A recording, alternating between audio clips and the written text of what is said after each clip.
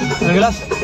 तर मित्रांनो, खूप दिवसांनी, खूप वर्षांचं एक स्वप्न होतं ते पूर्ण करण्यासाठी आज आम्ही आलेले आहेत बोईसरला. तर थोड्या वेळात तुम्हाला एका स्पेशल ठिकाणी घेऊन जाणार आहेत. तर नक्की व्हिडिओ बघत राहा. काहीतरी नवे आपल्या मेंबर म्हणजे फॅमिलीमध्ये येणार आहे, न्यू मेंबर येणार आहे. तर कीप वॉचिंग.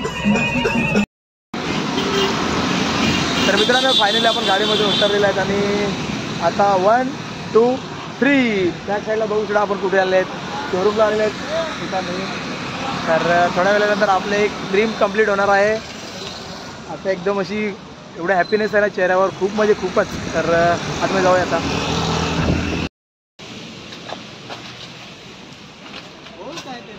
तू बोल ना. तो आप देख सकते हो हमारे शोरूम पे और यहाँ बड़े. मित्रांनो, फायनली आपण आपल्या बाईकची डिलिव्हरी घेतली आहे. तर बघू शकता ब्लू कलर घेतलेला आहे. कसा वाटला कमेंटमध्ये नक्की सांगा. हल माझी गाडी हल इधर नीचे. तर मित्रांनो, गाडी वगैरे मी घेतलेली नाही मिळत. ती गाडी आहे याची, इकडे दाखव. याची गाडी आहे ती. इकडं